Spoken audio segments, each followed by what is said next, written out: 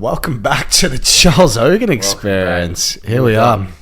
Moved up. This is the studio for today. Cap Studios. Up in the wild. No cap intended. Yep. Great. Welcome back. What's going on? We're back. Just finished open mat at London Grapple. That was great. How's that? The handheld mics. It was good. Fist deep too. Yeah, really, double-handed. Really nice. Reminiscent of anyway. Fun time. It's Valentine's Day. Yeah. It was good fun. I enjoyed it. It was a busy mat. Working my legs, my passing. Not really any wrestling because there's no space. But yeah, it was good fun. Bit too slippery on the mat too, no? Yeah. To be fair, the slipperiness is fine. You got to expect that. But yeah, it was just very packed. If you wrestled, you had to be careful not to crush anyone around you. It's a bit of a disaster, to be fair. Yeah. Christian wrestled. It was good fun listening to it. Yeah, you fuck some people up. Just hearing the slams every now and then and the ooh. Yeah. Ooh. You fucking people up. Ooh, hurt. You fucked people up. Yeah. I was having a good time. Nice. I really enjoyed myself today. A lot of bullshit subs. You'll see it on the Grapple Club. Okay. They're going to release some videos. They were filming today. Let's hope they release all the videos. Let's hope they release all the videos. Maybe they'll just send me the raw data. Raw footage. Raw footage, and I can just upload it myself. But yeah, they're good. They put up highlights of me doing ridiculous shit. What were you working on today? Just trying to get against like better guys. I was going leg locks and just trying to get as many subs as possible, and then against, if I could, like whatever I could get away with, I'd do it. Yeah, just like random bullshit. Anything. Yeah, just stupid bullshit. What's some random bullshit? What's double full Nelson? Yeah, like in mount, you get the half Nelson, then you get the other hand through the double full Nelson with one arm. You've caught me with that. Yeah, that's a great move. That's on my Insta. So I was doing that. I was also doing like the double 100%er. It's like a reverse full Nelson. That was great. What else? Yeah, just as many bullshit subs as I could.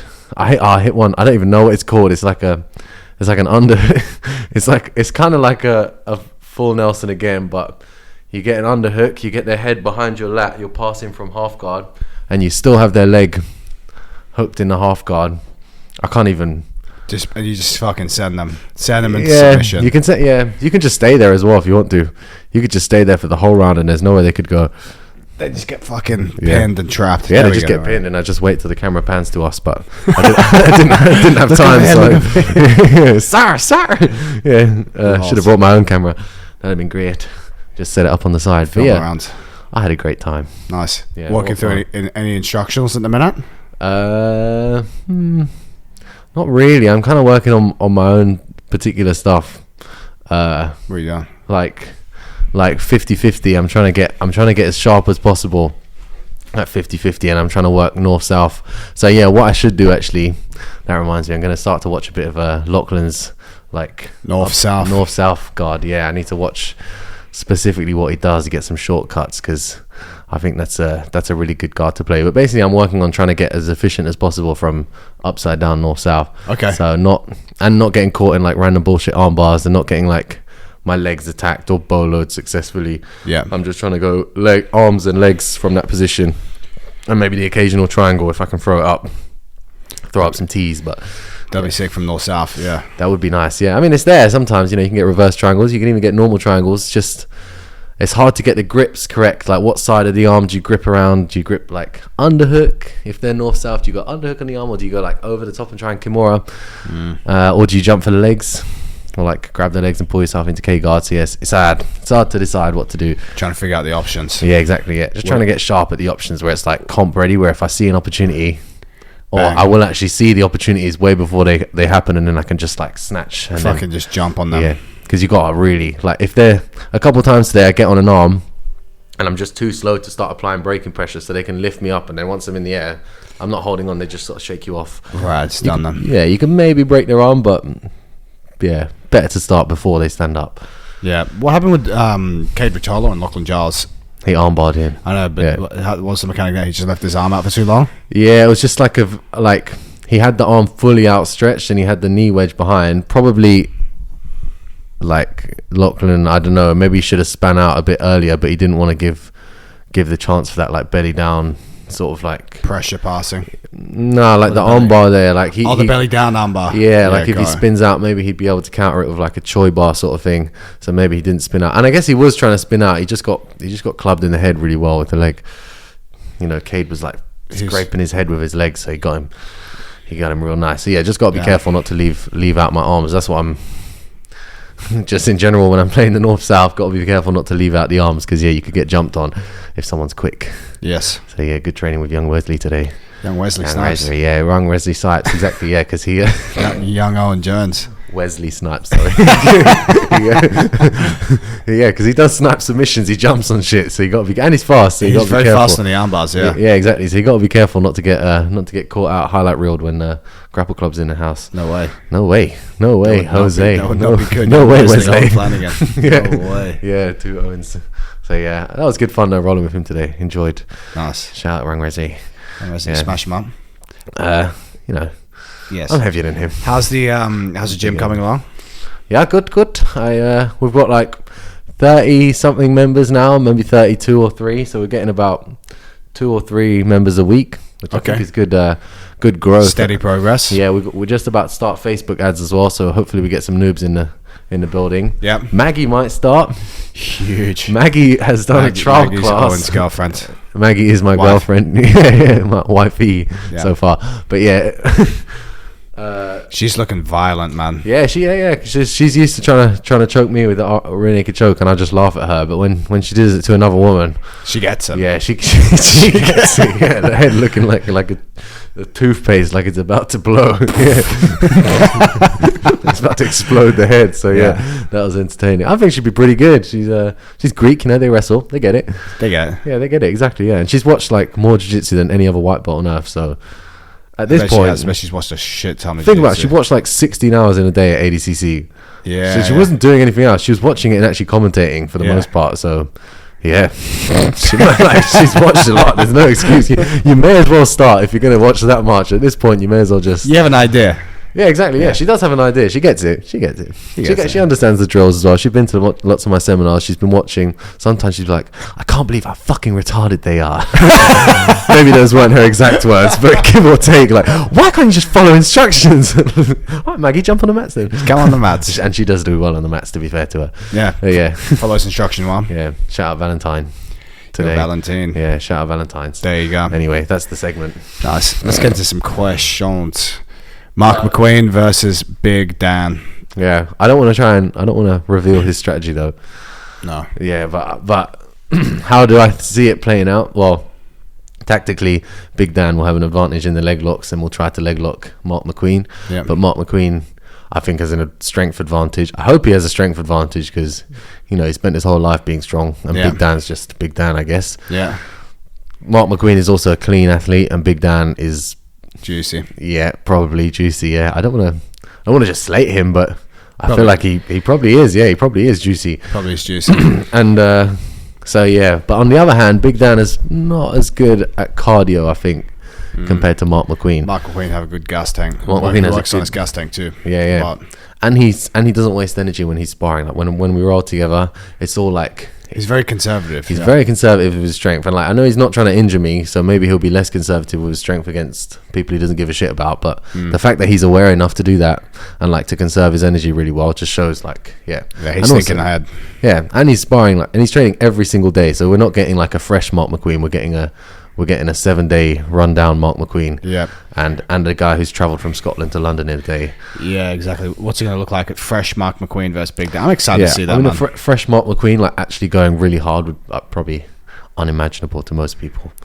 Yeah, like you just wouldn't have felt anyone as strong as that. Simply, no. He's actually trying. When I first went to Glasgow, and he was heavier and I was lighter and tired, there were some positions where I'm like 100% sure I can tip anyone else, and I just couldn't tip him over. Yeah, like from saddle when you get, you blast them backwards with your knee and my hands at the same time, like bench press plus a hip bridge. I couldn't even wobble him enough to get his foot off the floor. Wow. So yeah. Damn. But then I'm not Big Dan either. Yeah, Big Dan does seem ridiculously strong at the same time. Yeah, of course he is. Be fucking strong. Yeah, but that's why it's a great matchup. I love that matchup, man. That's a great matchup. Two fucking big cunts going at it. I think, they need a bigger mat at Grapple Fest. I know the vibe and the atmosphere is super important. But, you said there's some dangerous shit around there, bro. Fences and all that. Especially they're going to be wrestling. Yeah, maybe. Yeah, hopefully Big Dan doesn't pull guard. Actually, either way, I mean, hopefully Big Dan doesn't take down Mark. Yeah, that would be the worst probably if you got to take down on Mark. But then let's see, maybe Mark has a good guard. He's been playing guard and in his Grappling Industries matches. Yeah. But the surrounding is just, it's like this. It's like where we are now in terms of danger. If we were to just if we were to just grapple here, like this would be safer. Plus, you don't get beer spilt on you midway through the match, and there's no fucking curtain with a corner behind it. Wow, that's the best. Curtain with the corner. Yeah. Flash Gordon, shout out that just dangerous matted area. Fucking hell. Yeah. So got to be careful wrestling there. Fix those mats. Yeah. I mean, it's great atmosphere and all that, but yeah, like, I'm not going to wrestle there because I fucking, like, if you don't hit the corners, like the referee's table, it's a spike behind the wall, or it's the gates around the outside of the mat. Like you said, it's like it'd be like wrestling in this room full of sharp objects, just random corners. shit. Lots of corners. Just corners. Yeah, or just like bits of metal. Like, yeah, fucking all right. It's entertaining, but someone's gonna get hurt. Someone's gonna get hurt. Someone's gonna lose an eye.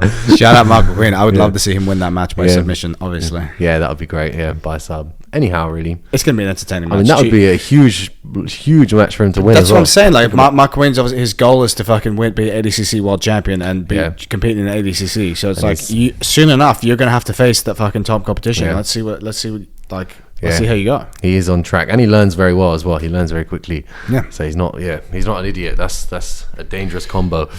Just be friendly with him until he gets ridiculously good and just violates everyone. Yeah.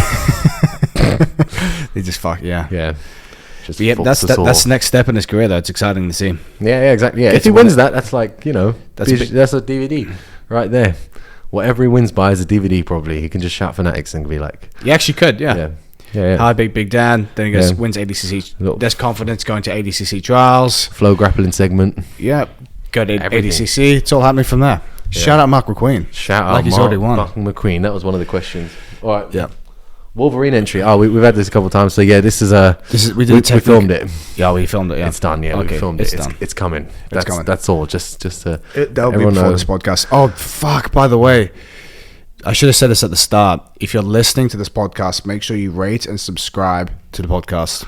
We always say it. We always say it at the end. Yeah. No one's gonna listen to the end. We'll edit. Let's edit this. They can do it while start. Yeah. Which is even funnier now. We're talking about the edit. Guys, remember, if you like the podcast, make sure you rate, subscribe, YouTube, Spotify, do all that. It's great.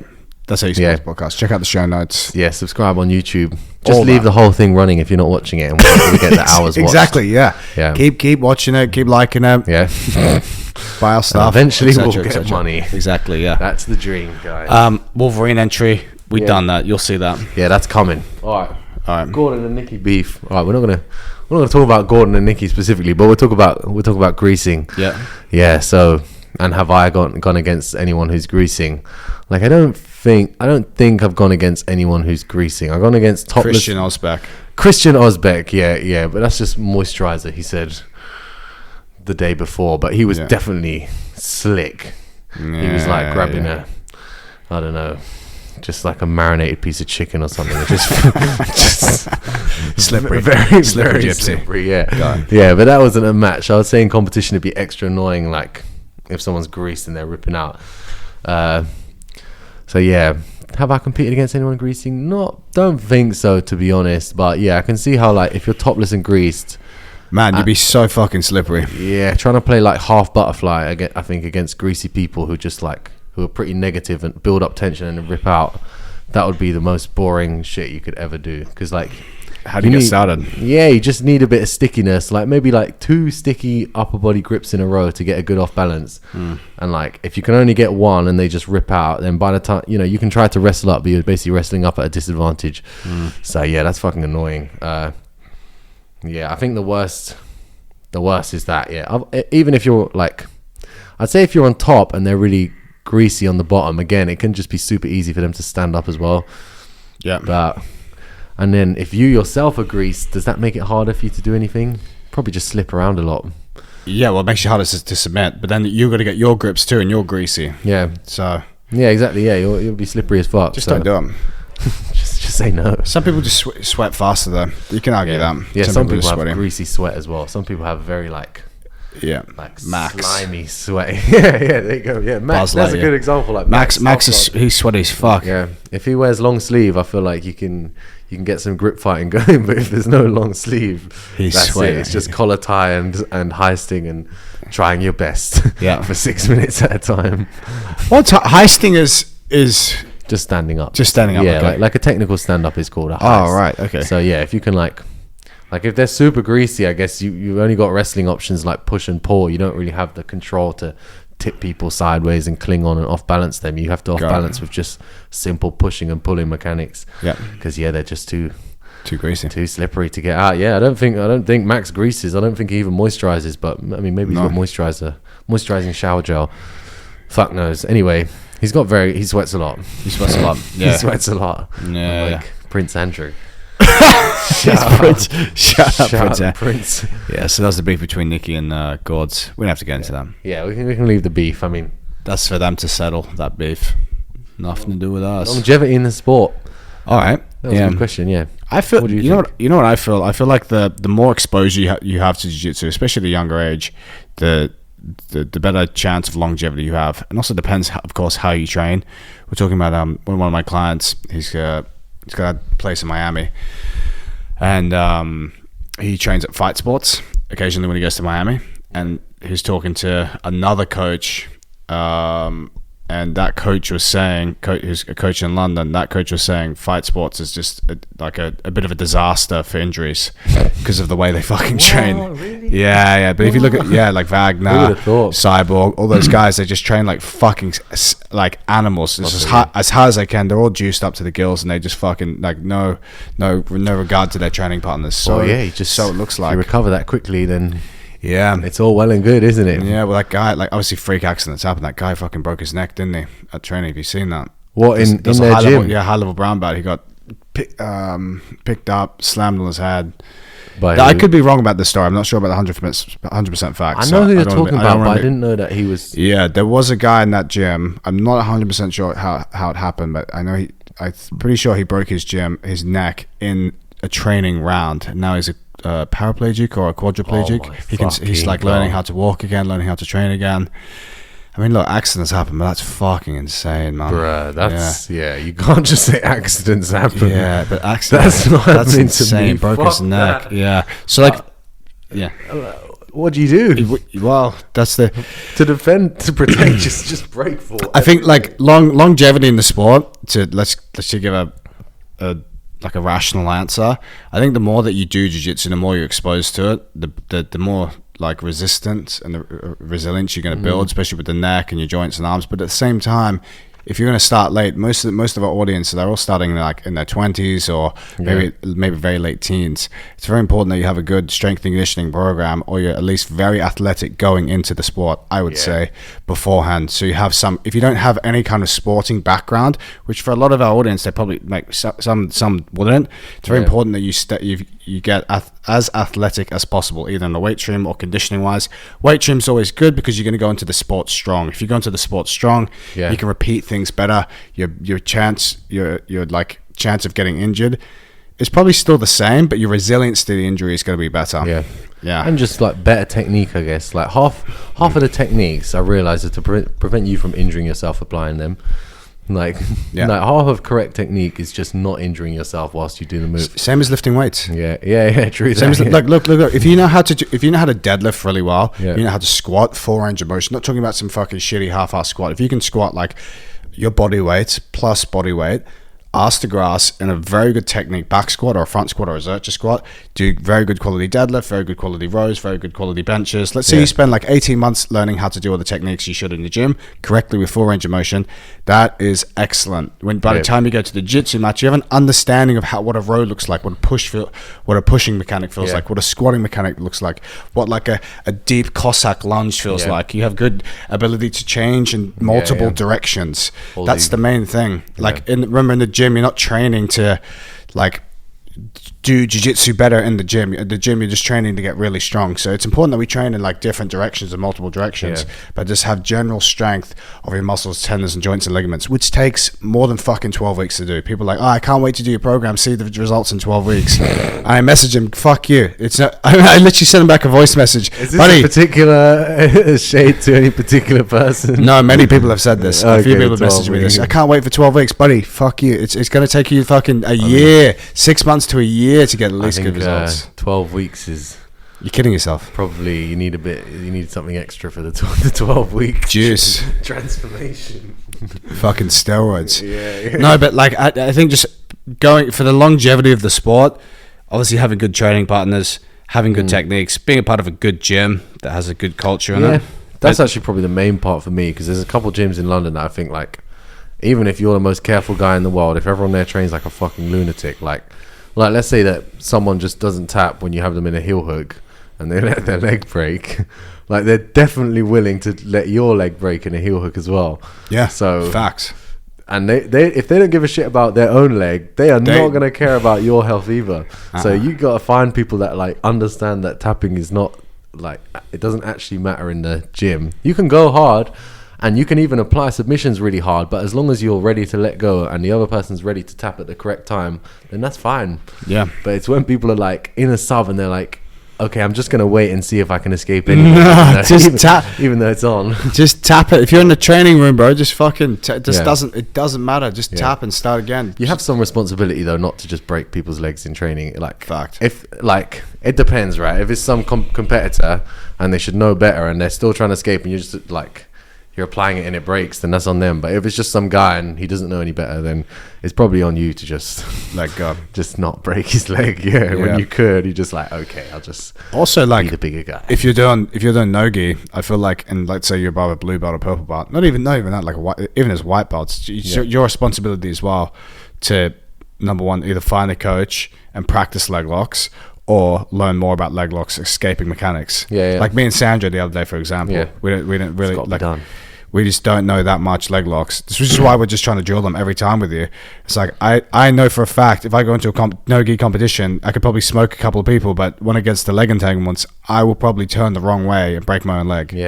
So it's like having a good understanding of exit mechanics of a leg lock and leg lock defense, because it will click. It's the kind of thing that clicks eventually. I feel like each leg lock defense needs to click, and then once you get it, then you can just start practicing it and getting really fucking good at all the same concepts. It takes time to practice, and I think that's down to the individual to do that research, or hire a coach if you have access to a coach, and just specific rounds. It's your responsibility to figure that out too.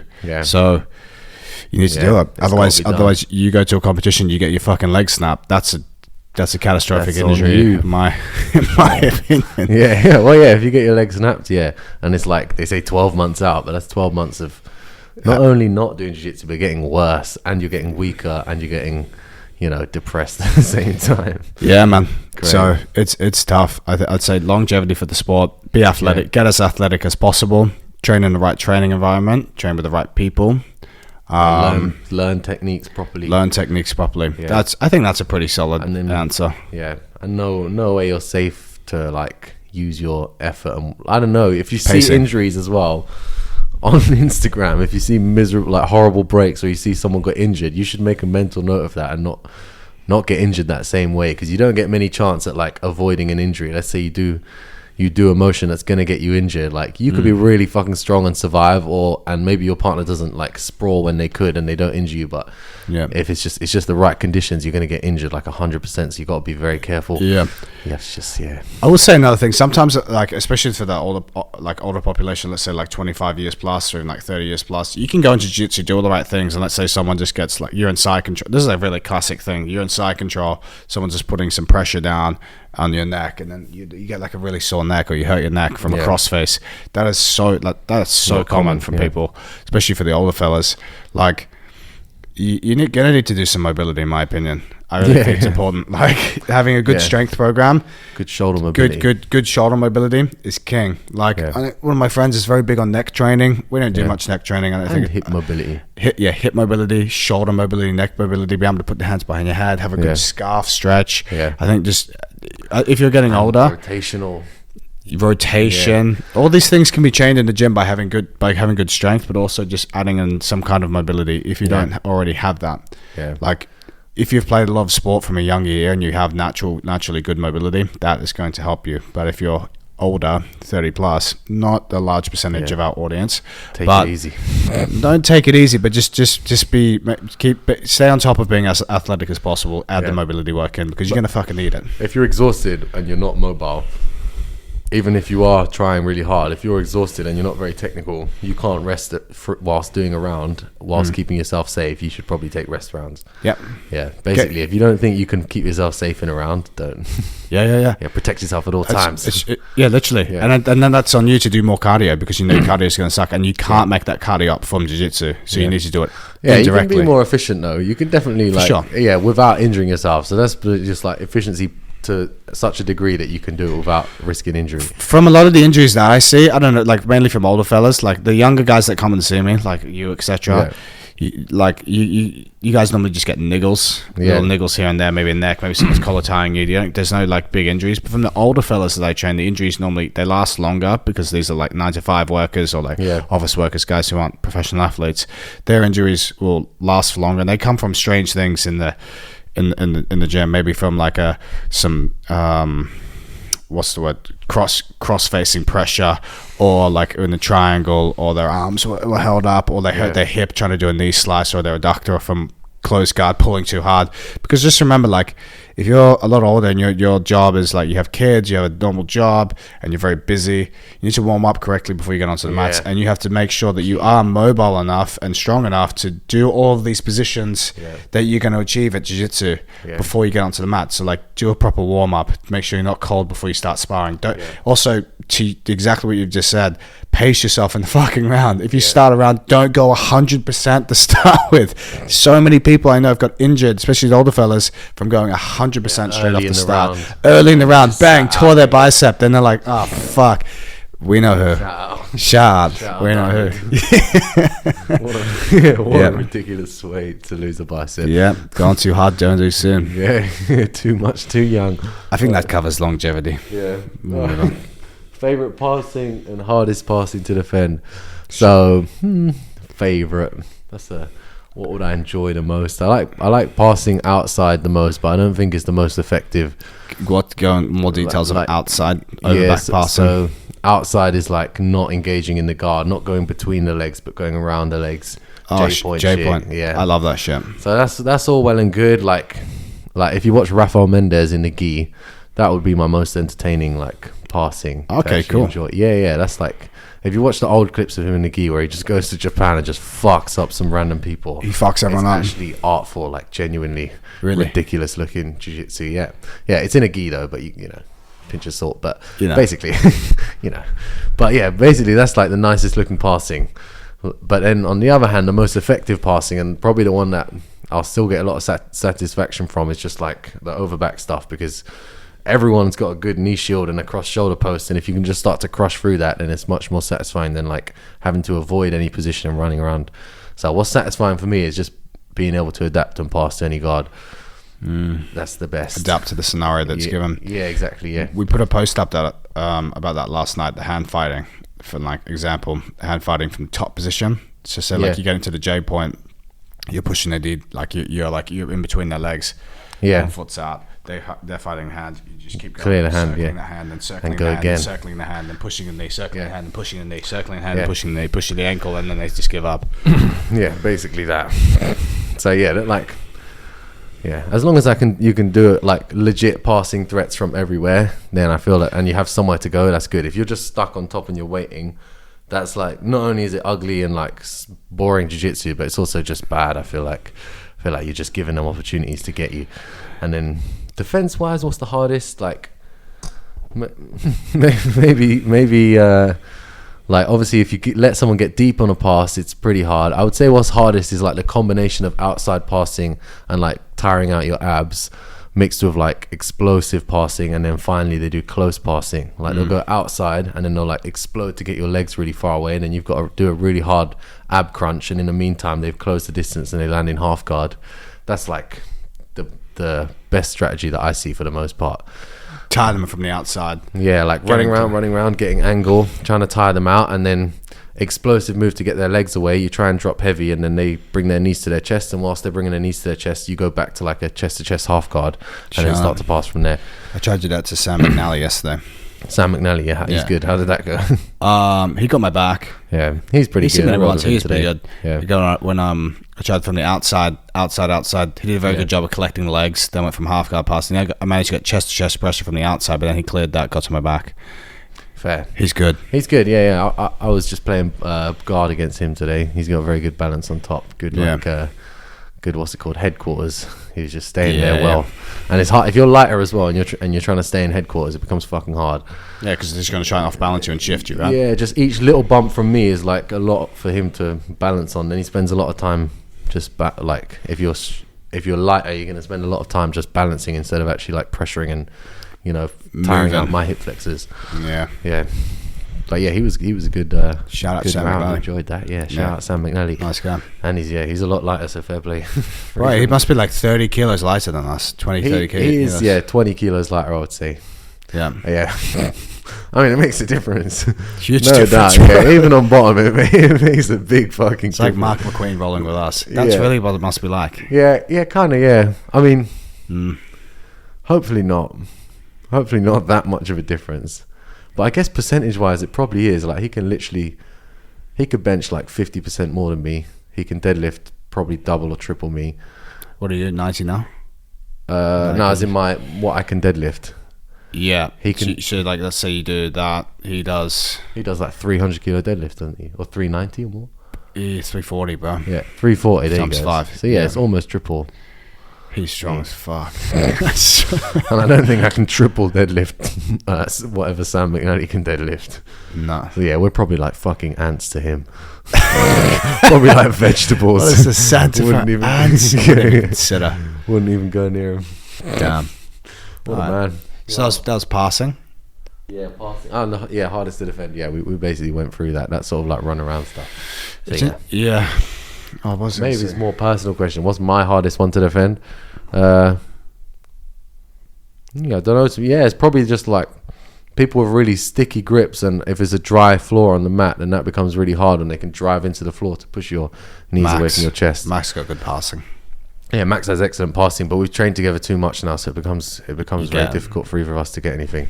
Got it. Yeah, like most of the rounds, it'll just end, and we'll look at each other like, what a waste of time. This happens every time we fucking do these rounds. What a waste of time. No, it's great though. It's the donkey work. It's like it's hard technical rounds, but it's donkey work because it's like his best position and my best position. Styling that. Yeah, and we just someone wins, someone loses. Yeah, that would be nice, but most of the time it's very stale in that position. And then we'll do another round, and then it'll be less stale as time goes on. But then it gets more sweaty and it's more just messy. Yeah. You need to as time goes on, the mat gets more sweaty. You need to put in a bit more, and it gets more risky, and it's just not conducive to not getting injured. I go around Max yesterday. Yeah. How did it go? Pretty good. I was just trying to give him as much as I could, just cardio wise. Obviously, he subbed me quite a lot. But we just went from start. He would start. I would start having his back, and then he would just work out. He'd work from there. I think it was just like good cardio round for him because I'd just work as hard as possible. Eventually, he'd sub me. Yeah. But I think he subbed me like 3 or 4 times in that round. Yeah. Each time we started him back or mount. He's good. Do you ever wear a Fitbit when you do jits? No. I probably should. You should see one. I work a lot. See how much. I work. You work hard. I work hard. I want to see. I get subbed a lot. The heart rate comes to by you guys. Yeah, because most people after, let's say you get subbed, you won't wait around. You just I don't wait around. I just pressure instantly. Like we're back. Yep, I don't care, and we'll go again. It's me. Yeah, whereas my rounds with Sylvie are funny. Yeah, Sylvie obviously. Yeah, and Sylvie just gets more. Max used a nice word, rambunctious. He's the Benjamin Button. Yeah, exactly. The Benjamin. I enjoy my rounds with Sylvie, to be honest. I feel like they're getting better. It's enjoyable, but it's also like the longer it goes, the worse it's going to get. He seems to just a constant strength and pace, all with no variance whatsoever. Like it'll only increase for short bursts and then be back to normal. And even when he seems tired, he's still able to just like isometric squeeze for long periods of time. It's goddamn. Yeah, that's that longevity we spoke about. It's just years and years and years and years of training that you get. The kettlebells as well. Yeah, kettlebells. Like kettlebells are just like those old school kettlebell workouts. Yeah, just thousands of swings, and like now his grips are ridiculous. It's interesting though, because when he lifts weights, his grips go on a deadlift, and he's not lifting that heavy. No, but he's got, I don't think his strength, it's just muscle endurance. Like he's just done all the horrible work, like the stuff that no one likes to do, like thousands of kettlebells, snatches and with like swings 30 kilos as well. He'd do the kettlebells. That's pretty ridiculous. It's completely ridiculous. Some of the workouts he used to send me over COVID were just completely ridiculous. Yeah, I'd do it. Tell me, he was saying, I do it with a 22 and I had a 16, and he was making me feel bad for doing like literally like 500 swings with the what's it called, Superman, so you do a squat and then a press at the end of it. Oh, nice. It's like a it's like a snatch. No, it's like a clean and then don't do the press. I remember you telling me about these movements actually. Clean squat, then press. Yeah, and the then, thruster. Yeah, the thruster, that was it. Yeah, fuck those with two thingies. With one, that was so tough terrible. Work, yeah. Such a horrible exercise. Anyway, he seemed to enjoy it. All right. Next. Angling secrets. Someone asked if we'll be releasing it. So that'd be good, fanatics. Posing. Yeah. Angling secrets. So my only tip is lighting. Lighting, is one. That's the optimal. Yeah, this is the light here. Yeah. Using your lat to push your tricep out. Get bigger triceps. If you want bigger arms, it's all in the triceps. Yeah. Don't let them fool you about the biceps. True. Same for the legs. You want bigger looking legs, get big hamstrings. Yeah. Yeah, because otherwise... Strengthen at the back. Strengthen at the back. Bulk at the front. Yeah. Yeah, legit. I feel like if you don't have hamstrings, no matter how big your quads look, the bottom of your leg will look almost caved inwards. Yeah, especially when you're lying down, like you want like a...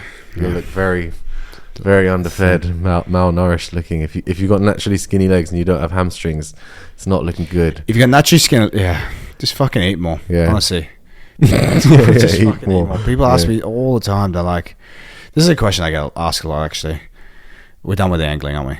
It's done. It's done. That was my tip. Just the tip.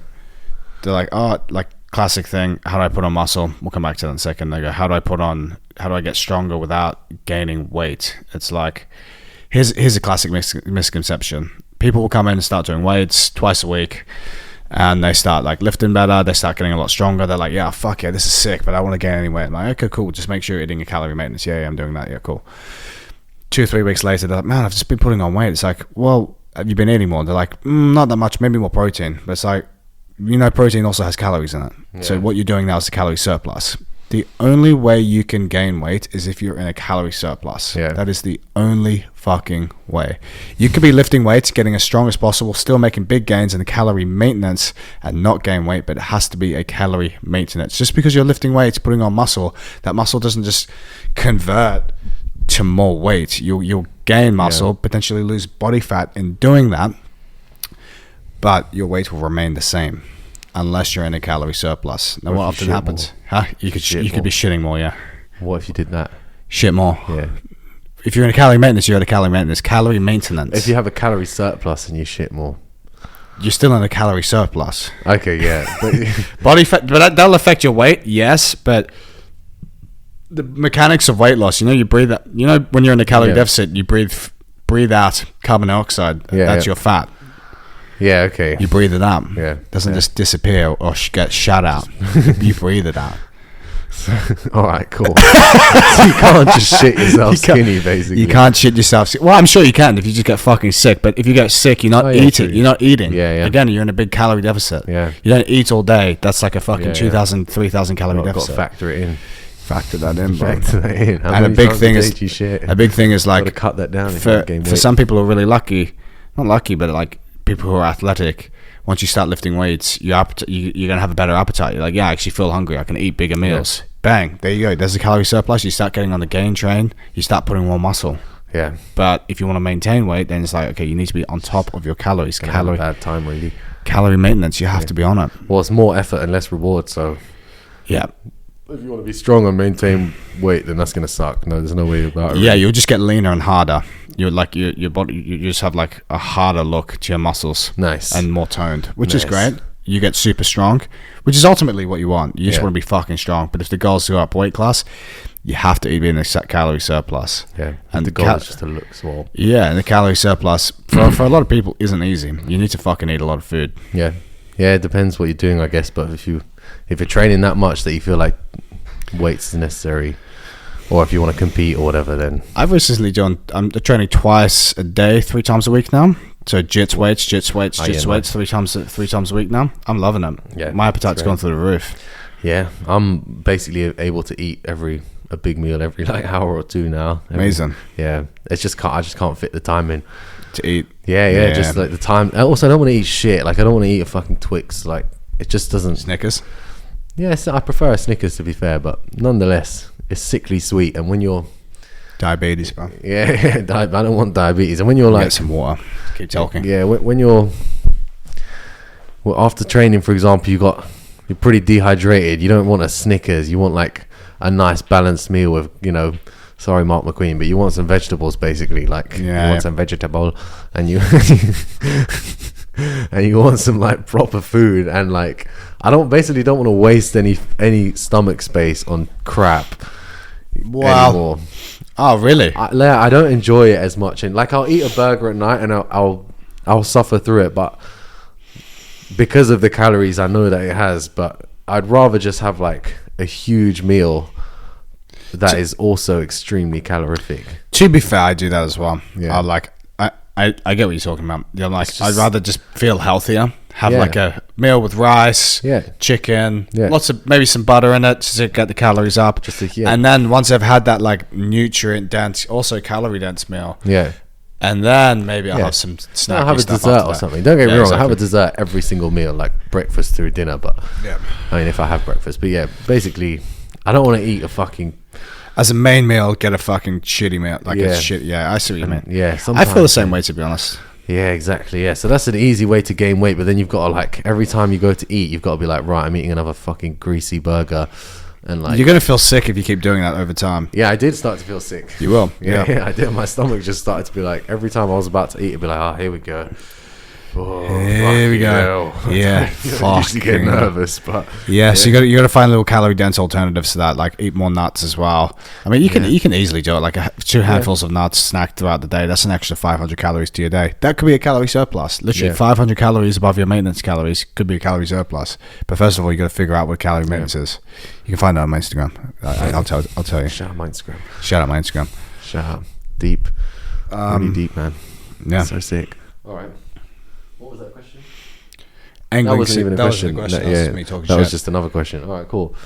Natural remedies, turmeric. Cocoa. Just supplements. Shout out James Cooper. Go check out James Cooper's channel. Shout out. That ain't me. Yeah, I mean, I remember that question. Do I work with cinnamon, cacao, and turmeric? Work with. What do you get your athletes to work with? Farmer in like Guatemala.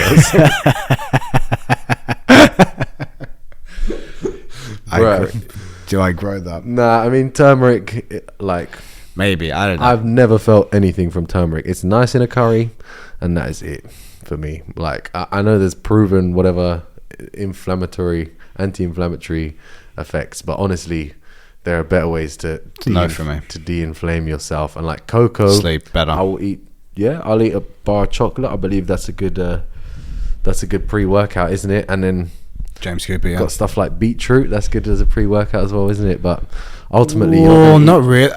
I don't think the studies. Is that all bullshit? Yeah, you need a certain amount. There's a certain have like a certain amount. Very certain amount. It has to be quite a lot, actually. And it's very cardio specific. Yeah, it's nitrogen in your blood, isn't it? Something like that increases the nitrogen. So so continue. So I guess that's why runners and stuff take it. I was trying it for a bit, and like the thing is, it could be placebo. You never know if it's just like, oh, I feel great, or if you actually do feel great.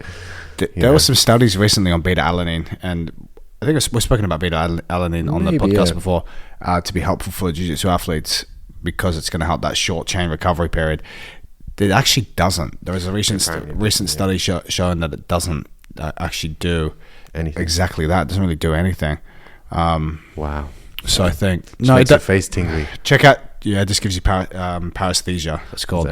Check out Bradley Schoenfeld if you want to learn more about that. He's very good on Instagram. What was I going to say? We're talking about natural remedies, supplements, etc. Recently, I've been taking Tong Ali. And there you go. What's the F acid, something acid? Fadogia. What, for staph? No, for the testosterone thing. I don't know. We're talking about fusidic acid. Yeah, that's the one in pill form. Isn't that for staph? No, fusidic acid. No, you're talking about a different one. It's not fusidic acid. That's a prescribed ointment for staph. Do you have that? I have that at home. There's another one called Muriprocen Target. Can you just buy that over the counter? No, you have to get staph first. What you can do though is show a suspicious spot to your doctor over a video call, and they can be like, it looks a bit like staph, and then they can prescribe you, and you just go to the local. Give me some of that, man. Yeah, I've only got one tube of each, and I need it, so right, just in case. Yeah, I mean, I'm going to random places every weekend, and fuck knows if half the gyms don't have showers, so. Oh wow. Yeah, so that freaks me out, man. I've had staph twice in the last month. Yeah, well, your elbow one. I don't know if that was staph. Do you think that was staph? I mean, it's staph. It's pretty much staph. Yeah. Then I had staph on my leg. Yeah. I don't know if that was staph or just like a mini infection. Do you think so? It's gone now. Yeah, it looks kind of maybe it was a staph. I don't know, but I've got two. I've got Frank's Battle soap now, and I've got a different antimicrobial soap. As soon as I finish showering, bang! I've got spats now. 2 different types of spats. Spats key. I just fucking can't take risks. No, so yeah, I take Tong Ali and this other. I can't remember the fucking name of it. You sent it to us, but yeah, it wasn't fusidic acid. It was something else. It's good. I like it. What does the other one do? Made your balls bigger or something? My balls are actually bigger. I'm not joking. They actually are. They're slight. They're probably maybe like 10% bigger. Have you measured them? Maybe more. You can feel them. Maybe we'll do that. I can feel them. Little segment afterwards. They're big. Like Andrew Human talks about them. I actually rate them. I think they have made a difference in my recovery. I feel great. Should everyone take them? I think so. Yeah. 500 milligrams in the morning. I'll send you a link. You should. There's no harm. There's no downside. Fair play. Get on them. Why not? Get on it, mate. Get on it, mate. Just get on it. Just get on it. There's another one. Everyone should take creatine, right? Even if you're not exercising. Some people don't have a good reaction to creatine, though. They're having like gut disruption, or they just don't feel really good. So if you're one of those people that gets like bloating or diarrhea or whatever, for like gut disruption from creatine, don't take it. There's marginal gains. There's this product that you take. I feel like if you just get a plain creatine, unflavored, you're not likely to get stomach problems. When I used to have stomach problems, it was this fluorescent lime green flavored creatine, and I'd take a huge amount, and I would feel swole, and I'd feel bloated at the same time. I think you just get the flavorless one. Yeah, just get the stock standard ones. That's the best. Just get the, what's it called? Powderized. Creatine monohydrate. Yeah. The really powdered one where it's like chalk. Yeah, where it kind of explodes when you touch it. Yeah, like chalk. Yeah. Micronized, that's the word. Micronized. Yeah, there you go. Yeah. New word. What a great product. So yeah, shout out creatine. And Tong Ali. And the other one. So if you stop taking it, will your balls shrink? I don't know. Will they get even more shrunken than before? I hope not. That'd be a disaster. Yeah. I'd imagine not. That'd be crazy. That'd be crazy, brother. I feel good. I feel great taking it. My sleep's good. My recovering well. It's all good. Test. Yeah. Testosterone's going through the roof. Crazy. What a dream. That's crazy, brother. Do you know anyone? I'm going to South Africa next week. Do you know any gyms there to train? No. Nah, I don't think anyone's messaged me from South Africa about Jiu Jitsu. It's probably a bit too real. Yeah, we'll find out. Well, I was looking at some gyms. I was looking for like, let's say the equivalent of traveling from here. This is Notting Hill to, it's like central London. Let's say like Oxford Street. Like that. The Uber cost £4. Man, can't wait. Yeah, we're gonna travel to train over there. That would be fun. Is it safe? Yeah, Cape Town it should be. I don't know. We'll find out. Yeah, we'll find out. I won't find out. You'll find out. I'll find out. Yeah. Yeah, that sounds terrifying. I mean, not terrifying. It's not Johannesburg. Johannesburg is the crazy one. That's where people get mugged all the time. Yeah. That's where you got to be really careful. Yeah. But why would you ever even visit those places? It sounds sick. It looks amazing. Yeah, but it looks amazing. Just staring down the barrel of a gun, or just like someone holding a shovel and robbing you. Not even a proper weapon. Like, that's fucking shit. We'll find out. We'll do the. Yeah, I'll find them. You'll find I'll out. find them. Come back. Oh, you can let us know Alive. off a borrowed phone. Hey, can I borrow your phone? I got robbed. Lol. Yeah, So it'll be fun. We could actually wrap this podcast up, to be honest. We got some. Nice, Oh, yeah. good. Nice. How long was that? 50. Let's say 50 or so minutes. That's Okay, that's good. like a classic. We used to do them 45, so Yeah, this is good. this is still a treat. 5 minutes extra. In the gym, in the budget background. Yeah. Nice. We can do this anywhere. All we need is this kit. You just flex. Great. Supporting the podcast. So again, this is going to be at the start and the end of the podcast, because we really need to put this at the start. If you've made it this far, well done. Well done. Well done to you. Make sure you rate, subscribe, like the podcast, send it to your friends. Even if you, like Owen said before, just open multiple tabs and just let the whole video just let it run. Just let it run. Just get our view time up. Yeah. Check out the show notes. You're gonna find Owen's. Where you can find Owen, his BJJ Fanatics, sloppy butter. His butter guard, his butter guard, his COVID. That's helpful. His COVID Sloppy butter guard. sloppy butter guard, leg lock variants. You can check out my online BJJ programmings there, Fanatics. BJJ Fanatics, and our Instagrams. Shout us out. Remember, if you've got questions for the podcast, we put out a question box. Send them in. We'll Come to the gym if you're visiting London. Yeah, come to this gym and come to submissiongrapplingclub.com. Yep. Guys, hope you enjoyed. Good to see you. Great, man. Thanks. Really good. Amazing.